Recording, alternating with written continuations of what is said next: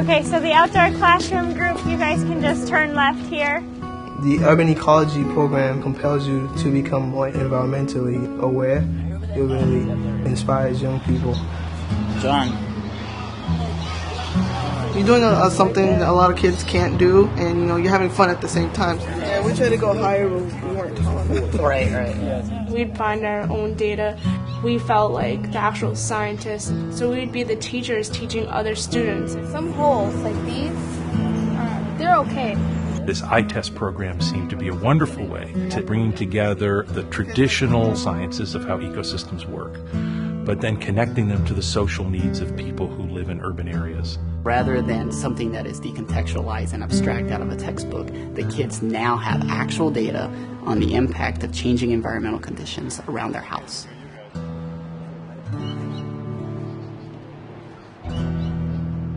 The bird projects that we're doing include a science called bioacoustics. We're interested in whether or not the noise of the city impacts the communication systems that these birds use.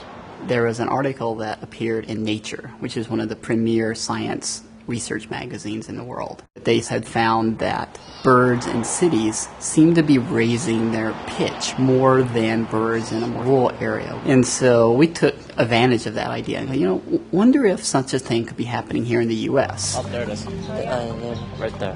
We decided to engage kids in the investigation of that process. So really having the kids go out and begin to investigate cutting-edge, real scientific research.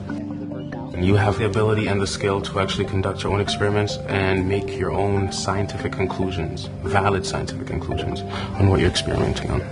One pair of kids are identifying the bird. Another set of kids are busy pointing the directional microphone at that bird and getting the recording. We actually get to do something. It's like, oh, so this is how it feels like to be a scientist. I like this a lot. At this moment, the bird is calling, and then this right here is the sound of the ambulance. And then this is the blue jay call right here. I had to compete with that one. They analyze the data that they collect having to do with the amount of bird communication and urban noise and comparing those two variables over a period of time. So the kids have their data, they come back in, and on the computer there's installed a program called Raven Light. It was a free program from the Cornell Lab of Ornithology, and what Raven Light allows the kids to do is to import the sound that they have recorded and look at it in the form of a spectrograph. You hear it with and without the siren, so you can actually tell that the bird would definitely have to fight to get its voice heard through the siren. The ability of this technology to make it so available to students is really extraordinary. And so a student can go out and record 20 or 30 calls and come back to the lab and within 10 minutes have all of them visualized. And then they can begin to ask quantitative questions about how these calls have changed.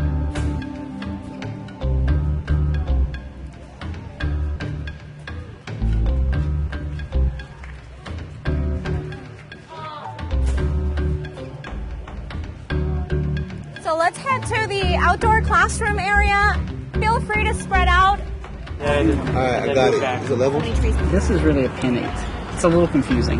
The ultimate goal for the tree project is for kids to be able to think about the impact of the trees in their neighborhood in terms of economic impact, and also to look at the impact ecologically. So that's air quality impacts and pollution removal. The research that we do and the data that we collect, we're the ones that's gathering the information and helping understand the effects. We have the power to do that. Kids have to collect a whole series of basic information regarding the tree. They have to identify the tree species. It's oak. What kind of oak? It's a northern branch. Then they also have to understand how much carbon is actually stored in the tree, and so they measure the diameter of the tree at breast height. They use a clinometer in basic geometry to try to figure out how tall the tree is. We got 19 feet 11 inches plus the other side, which is 6 feet 2 inches. Kids will need to use that information when they get back into the classroom.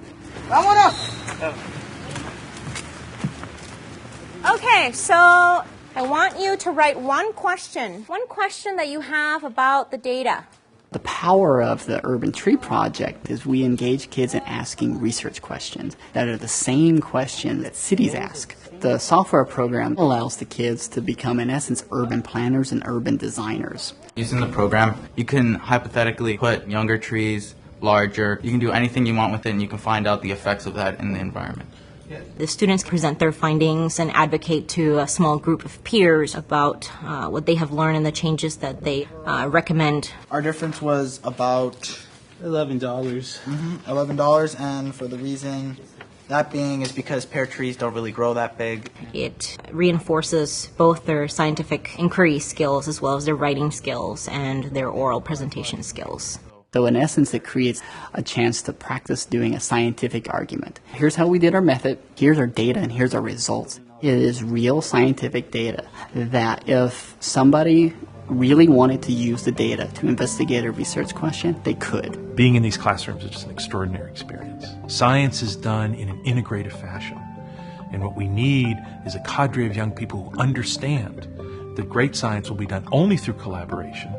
And so the young people working with us in this iTest project are able to see how technology can build communities. Why is this $0? That's just not odd.